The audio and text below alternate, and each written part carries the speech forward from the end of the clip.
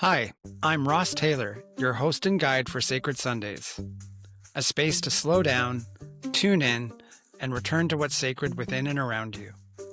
I'm also a life coach who supports empaths and sensitive souls, guiding them on the journey back to self-acceptance and inner alignment. My passion is connecting with like-minded souls, and these conversations are part of fulfilling my purpose and serve to deepen our collective exploration of what it means to live in connection with the sacred. Some weeks you'll hear a sound-based offering to open the space, other times we'll simply begin in conversation. However it unfolds, this is an invitation into presence, connection, and the beauty of the unseen. If you enjoy these conversations, please subscribe, rate, and share so others can find their way here. So pour a cup of tea, settle in, and let's begin. Today on Sacred Sundays, our guest is Germana Rovinelli.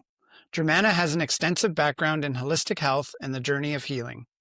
Drawn to understand the power of usefulness of the subconscious mind, as a teenager, she knew this was her best option for healing herself. She was taught by incredible teachers that gave her support and permanent results to clear and heal generational trauma and live a spiritual-based life. Germana broke the cycle of trauma, addiction, abuse, and poverty by utilizing the spirit of the subconscious mind. She lives in Nanaimo, BC, and is a successful healer, trainer, and mind-body therapist with over 30 years of experience. Welcome, Germana. Thank you for having me, Ross. So good to have another conversation. I met you through the Metaphysical Network here in Nanaimo, and I interviewed you for that podcast, and I enjoyed the conversation so much that I thought, let's have another one. I'm honored. So I am excited for the tangents we might go on and the places that we can explore, because I think you and I have a similar perspective on healing and our journey of healing and definitely different experiences. So I'm curious, maybe you could start by, how did you enter this work? How did you enter this passion that you have now followed? Wonderful question. You know what, when I look back, I really think that on some level, even as a very young little girl, it was in me and it was part of my my hidden path. I was saying to someone just yesterday who is a school teacher, I said, when I was in grade 1, I remember saying, I'm going to be a teacher, but not like Mrs. Walker, because she's not happy and she doesn't like her job. And I knew that at the tender age of 5. And for whatever reason, someone would come up to me with some kind of a challenge and I would go, blah, blah, blah. And they'd go, how did you know that? And I'm like, I have no idea. And they'd sneak off. I think that it was either an agreement that I had given before I came, because I was plunked into a very toxic family. And so I had to survive that. It's like, how do I navigate, these bizarre things and not understand that it wasn't my responsibility or my fault? So the answer is, I think it was probably kind of a defense mechanism as well, just to survive this world. And I kind of stuck with it, even though I didn't understand it. And do you feel like part of that was that you had to do what you could to try and shift the environment you were in? In other words, like, did you try and show up as a teacher for your parents or in that system? Here's an example. When we moved to Canada, I spoke fluent German, and my father spoke 7 languages. He was very, very intelligent. My mother just spoke German, I believe.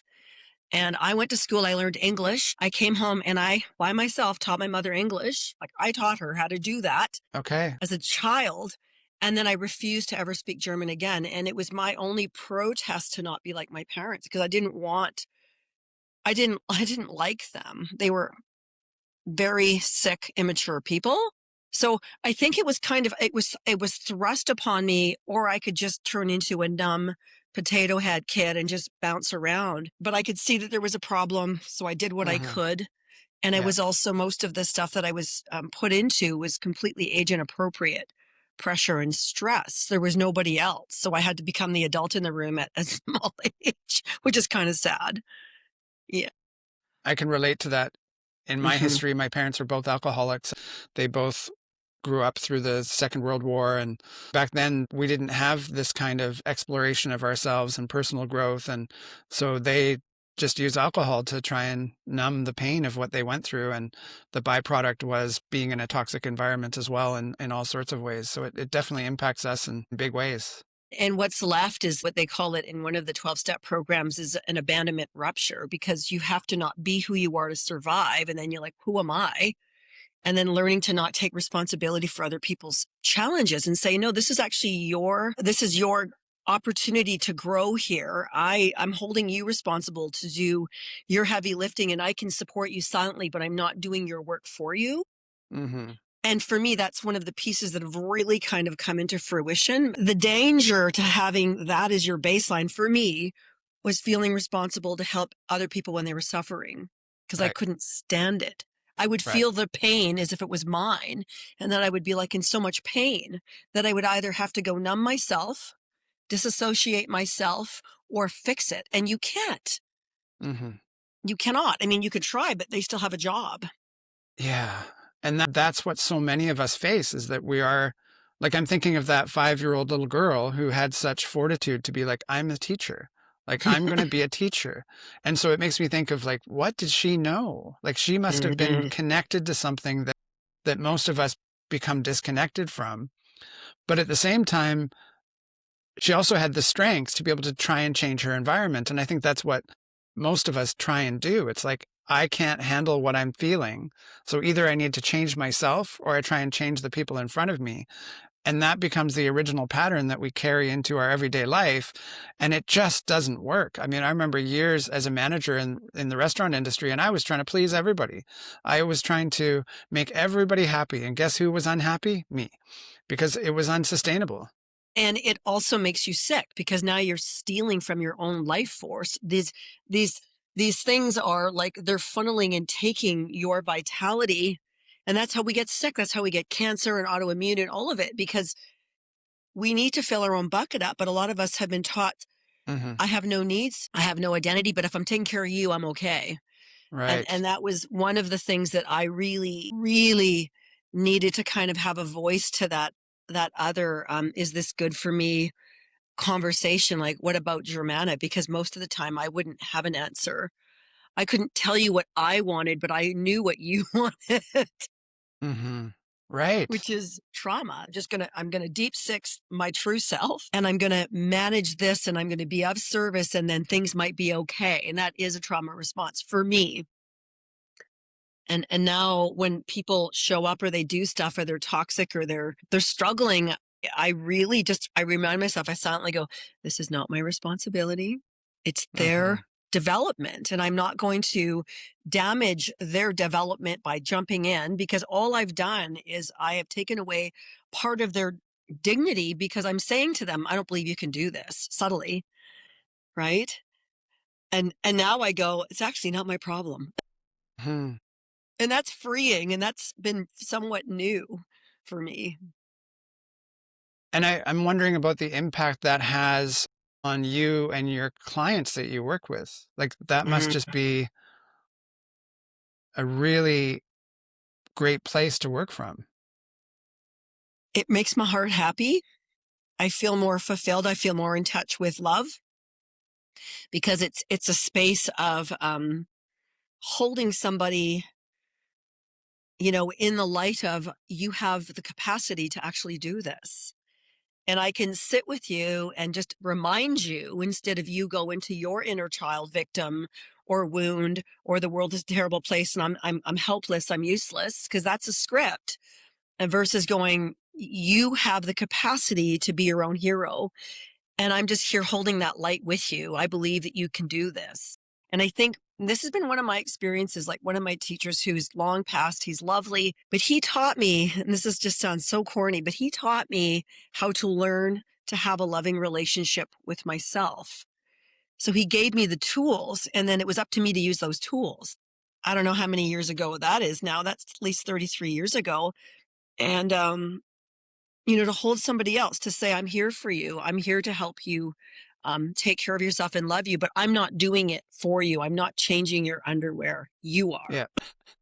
So it's like a stance. It's like saying, I'm holding space, but I'm going to show you that I'm going to offer you the opportunity to take power or to not take power. And that's where that person's learning or development is either stunted or they're going to the next stage. Yeah. And I won't say that's easy. Oh, it's not. No. You're reminding me, I used to work at a wellness center in Squamish and Mhm. as a support staff and other roles, but I would notice how the support staff would really want to fix people. Like, there's all these people that are coming through. And I realized through that process, it's like, oh, all I need to do is be with them. Mhm. That's it. And it doesn't take effort. I don't need to fix anything. I don't need to try and figure anything out. They just need someone to be with them. And it's such a foreign experience.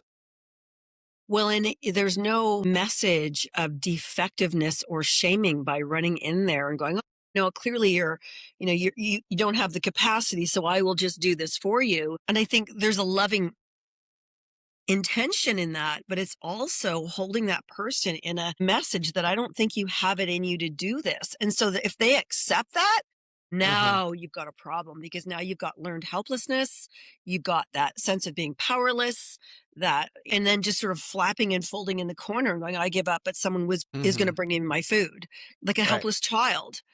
Right. And I think we all have that. I do. I'm Sure. like, I've Sure. phoned people and say, "I'm really struggling. Can you come and just hold me for 20 minutes?" And they're like, "Really?" I Hmm. said, "Yes." But Yeah. it's asking for help, not assuming the person I mean, and there's a soft place to check, right? Sure. My challenge, I think for me was that I would feel that if I couldn't fix it or help it, that I was bad. So I Hmm. was trying to mitigate my own inherited shame. Hmm. Like, fix it or your life is screwed, and it's not my responsibility.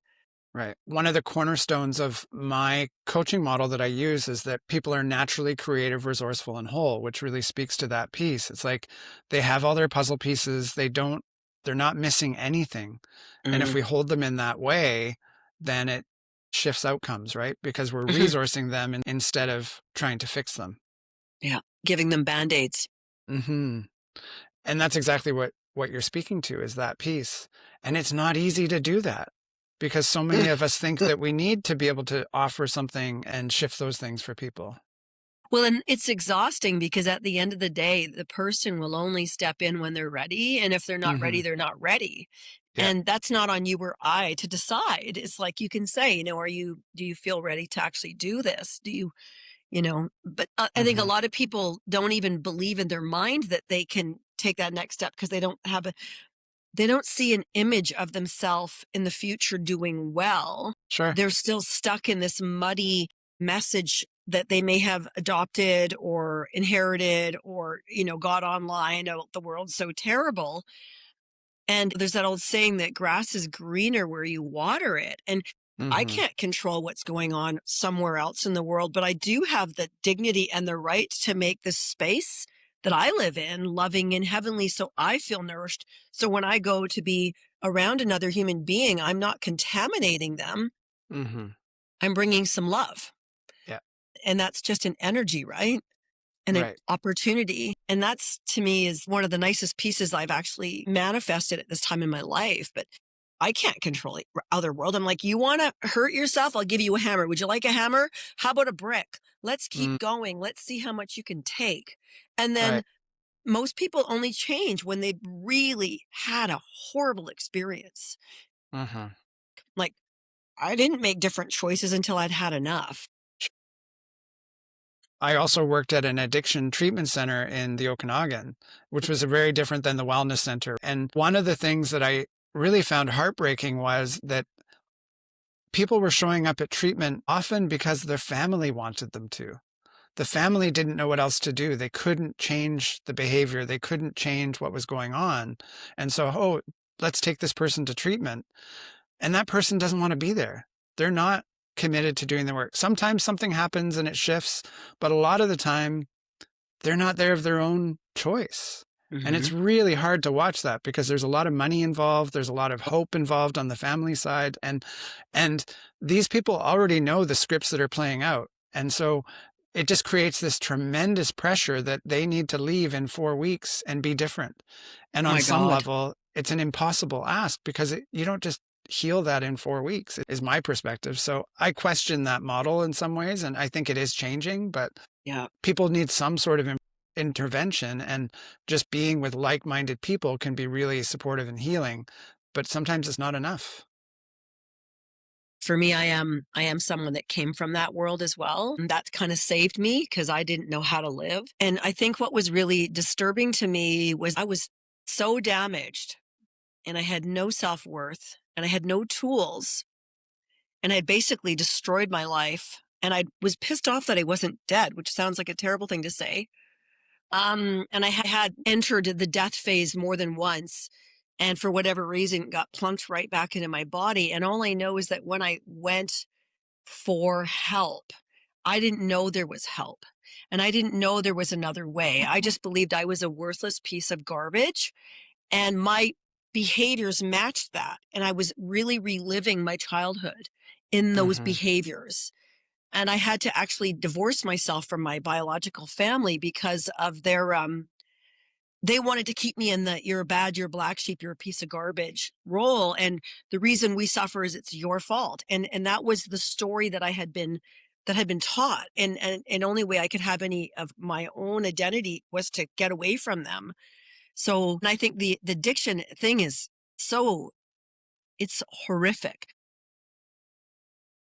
The things that I learned in my teaching, like the one teacher that I had that was just amazing, and she's passed now as well. But she had me read a book called The Unquiet Dead by Edith Fiore. I don't know if you've heard of that book. Fabulous.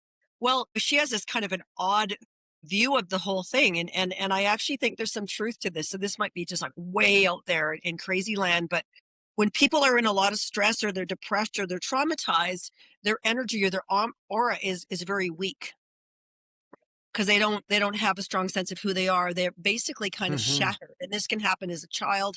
It can happen through assaults. But this woman made some conclusion that these people that are stuck in these cycles, not in all cases, but in some cases, actually have a disembodied soul attached to it, using the body for drugs, for chaos, for other things. And I was taught how to do that. And I do know how to do that. It's like a depossession, but not with a demon, but with an attachment of a Okay. spirit. And so as I was taught that, and I was watching different people and I would listen, and sometimes I would like, this isn't about you being dysfunctional. This sounds like you've got a guest, unwelcomed guest. And then a very simple process to actually have this being transition to the other side instead of living like a parasite through this human being. And so now when I see people that are, relapsing or whatever they're doing, and this is going to sound really awful, I don't automatically assume that they're just under the control of this substance and their brain's been hijacked. I also have had moments where I'm like, there is a dark force attached to this person using this person, and it might kill this person. And that might sound really awful, but I don't think it's that far off the mark. One of the teachers that I love, her name is Carolyn Mason. I'm sure you're aware of Yeah, her. I've heard of her. Yeah. She's amazing. And she Mm-hmm. says, well, we all talk about angels, but we sure don't talk about demons. And make no mistake, if you have an angel, you also have a demon that is sitting there manipulating. And if you don't know what you're dedicating your energy or your life to, then it's kind of up for debate. And people do things that are horrific. Mm-hmm. I don't believe that they're just dark and they're evil. It's sometimes they're gullible enough to not protect themselves from these negative energies that are part of this world called planet Earth, and they can be contaminated. Call it, like sometimes I say, cross contamination, right? You hang out with people that are kind of icky and you start to take that on. And I'm not relating that as well to what I just said, but I do notice when I see people that I know that have been clean and sober and all of a sudden they're out there and they're going down that crazy path. That's not the same person. It is not. Again, working at that treatment center, because I was a program facilitator, I would sit with all the clients all day long. Mhm, mhm. And people would share horrific stories of things they'd done. And yet I could so clearly see the loving, kind, gentle Yeah, person underneath that story. It yeah. was not, it was not them, if that makes sense. So it lines up with what you're saying, because I would see that light within them, and they're trying to reconcile that. How could I have done this thing when they were under the influence? And so what you're saying really does support that. And it also kind of supports how we can't necessarily figure some of these things out in the ways that we're using. Like when you think about people who are having triggers, it's like, oh, okay, well, just think your way through it. Well, no, like there's so much going on physiologically that to try and override that urge, there's a lot more going on than just, snap your finger and work your way through Yeah, get the that elastic trigger. band and go, Yeah, snap, the you're elastic better. band, Good luck. Yeah. right? I think when I have had a trigger, I go, of course it's going to happen. It's usually because I'm afraid. And then it's like, how do I create a feeling of solidarity and safety in my ecosystem so I'm not making up a story and manufacturing or bringing an old wound alive here now? But that was something that my one teacher said is like, Germana, if you really want to help people, you must do your own. And he was very specific, inner work every day. And I'm like, what does that mean? And he's like, meditation, prayer, journaling. You must create this message, this imprint on your subconscious, because you're most suggestible first thing in the morning. Yes. That's when you're capable of actually breaking some of that iceberg up. And so like, here's an example. I had a woman that was living here and she's just a sweet little thing. And I'm naive enough to go, sure, I'll help you kind of get your stuff sorted out. Because I do love to help, but I also have to go, is this am I able to do anything here? And this young woman, of course, went straight to a man because that's what we do. It was like, I'll get my validation through a man. Yay, good for you. Well, that doesn't work. They both started using heavy drugs. And then one day I'm meditating. I have a psychic room that I create and go into, and I saw a demon attached to her like that. My skin crawled, and I actually went out and bought myself this beautiful cross because I was like, I feel like I need to be protected because that energy is around me. And the more spiritual development work I've done, the more they talk about protecting yourself from, they call it trickster energy, lower level energy. And we're infested with it. It's everywhere. But it's how do you keep yourself at a higher vibration? How do you keep yourself healthy amongst this sea of dis-ease? And if we don't take responsibility for, our psychology, our emotional health, for me, I'm very intuitive and I'm very sensitive, and that's been a liability and an asset, then I know something's right or something's not right. But if I take responsibility for going, okay, bong, centered in alignment, then I'm pretty good. But if I don't, then I'm food. It's like the fleas jump on and they start feeding.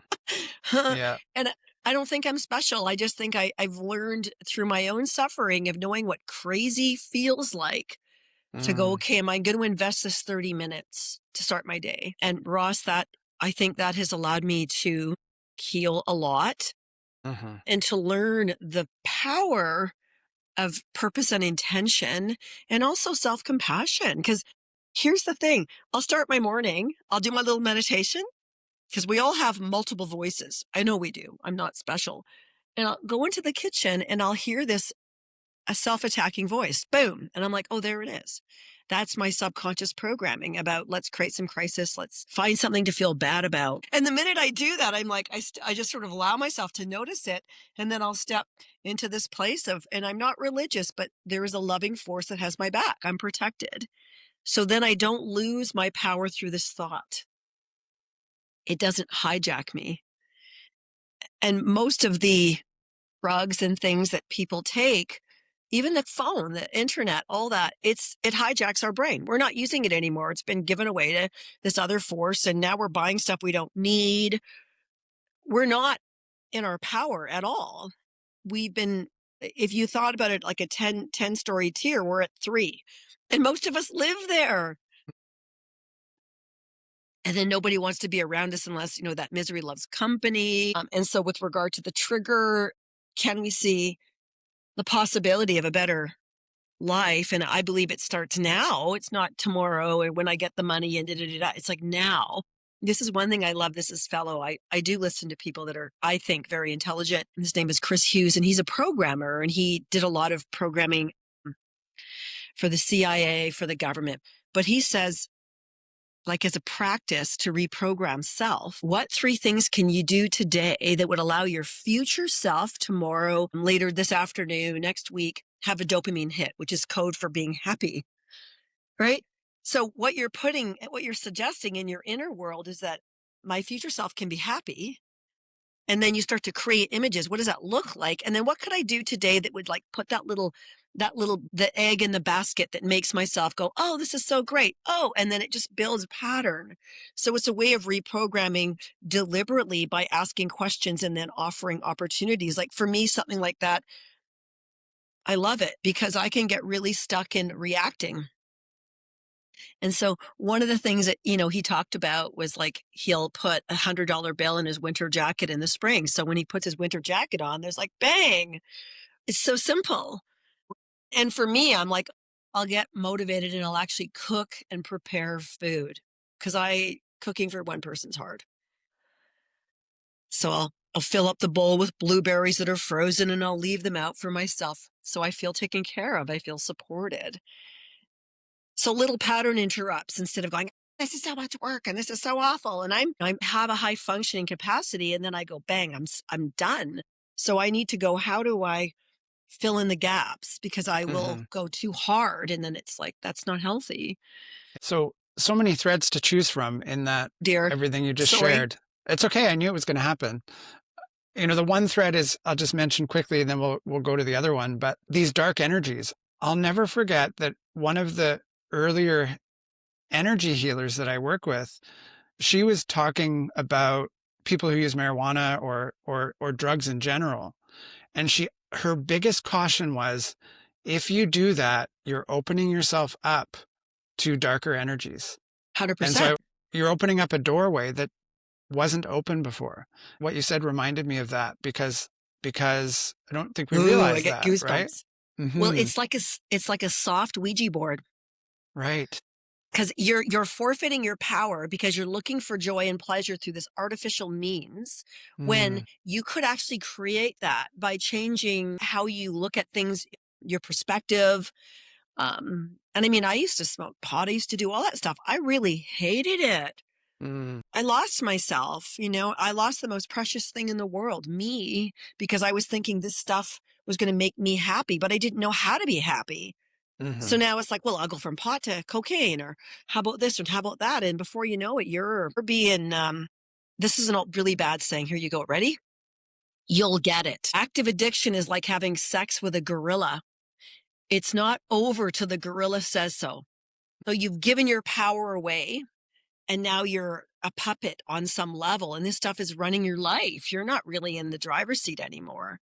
Because it's just feeding itself, right? Well, and it's like a giant tapeworm. It's never satisfied. We must have more. Yeah. So, yeah, I mean, I know that what I had mentioned about it is probably a really high taboo thing, but when you get sensitive to energy, you can feel it. You can look at someone and go, there's something freaky about that person. You look in their eyes and you get it. You feel it. You don't even have to look at them. You can feel it. I had a fellow, this is another weird story. He was doing really, really well, and he lived here for 2 years. And he was heavily traumatized and abused by his family. And at one point he did so well, he was so successful that he decided that he could play around with substance. And, and I was like, you got to go. And I heard him in his room, and it actually sounded as if there was 5 people in his room, like squirrels, all high on helium, talking, all these different voices. And he was the only one in there, which was bizarre to me. So it was like now he had all these attachments and he was trying to manage. And he also has so much self-hatred and so much shame that he can't be authentic. Wow. Crazy. Yeah, I think there's a lot more going on than we realize. Well, I remember listening to Carolyn Mace. Like I went to one of her courses. She did a thing in Victoria a couple of years ago, and she looked right at me and she goes, your prayers are heard and they will be answered. And I just started weeping because I'd lost faith in that. I had lost faith that there was any kind of awareness or any kind of compassion. I just felt like this world is horrible. And I needed to hear on some level that there was that little inkling, please help me, please help me, please help me to find my way through this. Please help me to do the next right thing, that there was hope that was actually being responded to on some level. And I sometimes listen to her when I need a spiritual um, boost because she's very no nonsense, and sometimes she's a little bit hard to listen to. But I think addiction is a lesson. If we don't learn it and we die, we come back and we do that again. And many of the addictions that we struggle with, we don't see them as addictions. Like, it's not No, just alcohol and drugs. There's so many no. other things. And I think Gabor Mate says it best. It's not about why the addiction, it's why the pain. So it is, what is it that Yeah, we're numbing that this addiction is solving? And for him, it was a shopping addiction. He would buy things, right? So I know. there's all sorts of ways that these things show up, and social media, all of the different ways, and it's all distractions, right? Well, and it's also running away from that little boy that was given away to a stranger while they were fighting for their lives, praying to God that little boy wouldn't be destroyed in World War Mm-hmm. II. Um, and he carried that. And to reconcile that, like that's not little, that's pretty significant. And what I've learned is that like reconnecting to that little part of us and saying, I won't leave you. Mm-hmm. I'm here for you. I'm going to hold you while you cry. I'm going to hold you while you shiver. I'm going to hold you and allow you to know that today you're free, today you're safe, even if it's only for 5 minutes. Like, I believe that rescuing of that part of us, because that's part of our subconscious programming right there, doing that allows that part to develop and grow up, because developmentally it's frozen, developmentally it's stuck. And then it keeps acting out. I have this need to feel safe and I don't feel safe and I don't know how to trust that safe exists because I'm frozen in this iceberg right here. Mm-hmm. And some of the most powerful work that I've seen happen is breaking into that iceberg. I'm going to give you what you didn't get. Will you let me be the parent you didn't have? And that in itself is very, very powerful, because then the defense mechanisms go away. Then the shame goes away. Then the terror goes away. Then the people pleasing, the overcompensating, the being the puppet. Sure. I've seen so many, particularly women, but I'm sure it's men too. Men do it in a different way. They overwork. But women that just can't stop running Mm-hmm. around doing stuff for other people at their own expense. And they usually end up being severely unhealthy, overweight, sick, stroke, cancer, autoimmune, you name it. And they look like somebody has locked them in the bottom of a well, and then they get pulled out and they're exhausted and they're miserable and their worldview is completely distorted because they're operating through their broken child. Mm. They've not gone in and go, I have some needs. I need to go to bed. I need Right. some real food. I need a nap. I need some exercise. I need someone to say, I care about you. But most of us do it backwards. We do it indirectly by going in, well, if I worry about you, that means that I have some value. So it's a perfect segue into your work. So Mm-hmm. you help people to work with these subconscious patterns that are playing out, because often we can't see them, right? Like, that's the biggest challenge that I see. It's like when we're in it, we can't see it. Oh no. No, we're in the script. We're in the avatar, right?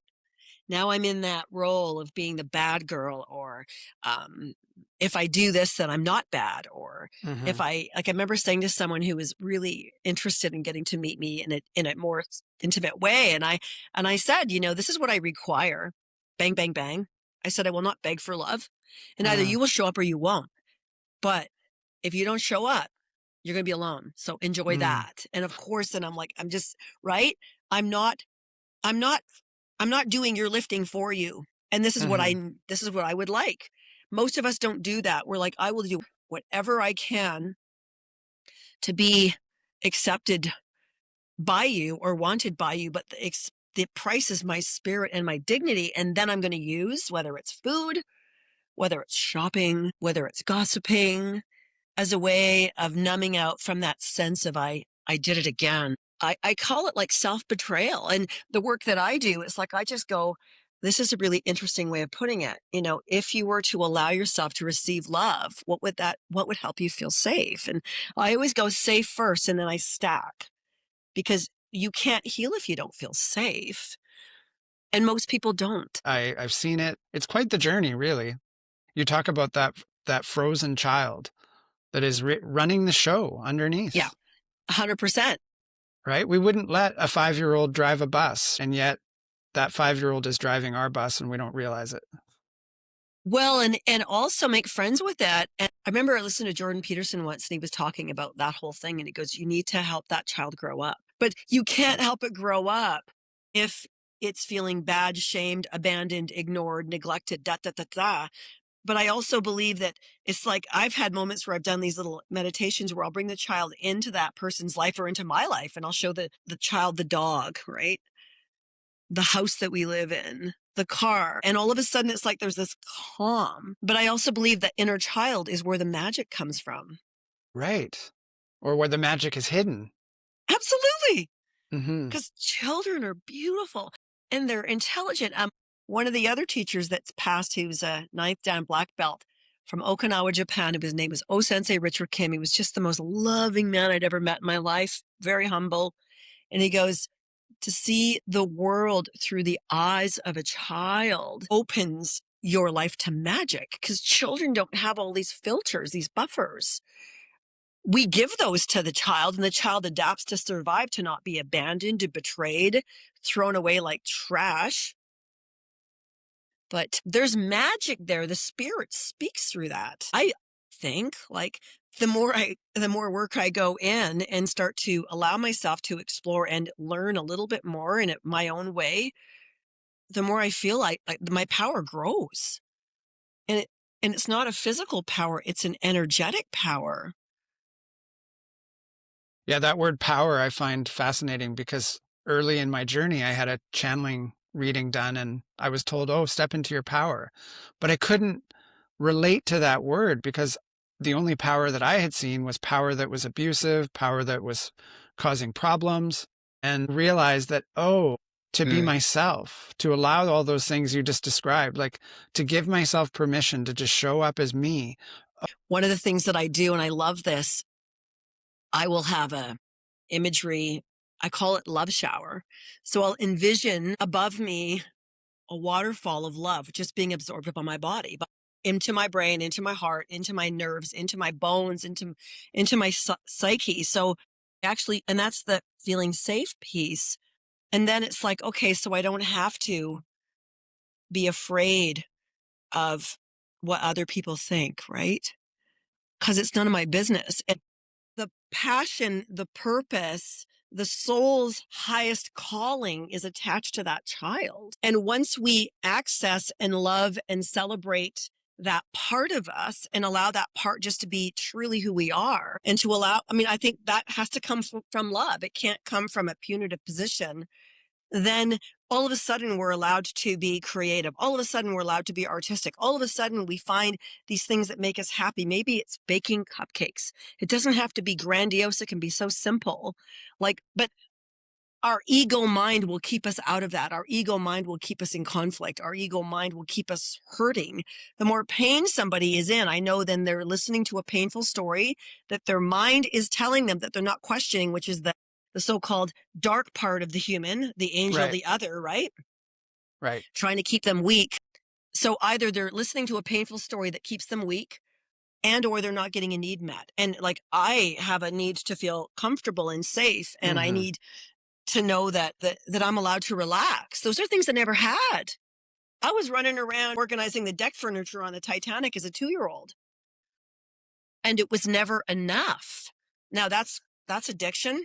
You know, I'm not enough. I'm not good enough. I'm not pretty enough. I'm not young enough. On it goes. And that's the subconscious wound that comes from the child. The child received that message. The child locked it in. The child's worldview is that, until somebody comes in and goes, I'm going to be the parent you needed. What do you need to know? And then granularly, daily, here's this basket. Here's this love. Like, I'll share this really short story. When I was in my early recovery, I think it was in my early 20s, I was invited. I had to have a certain amount of clean time.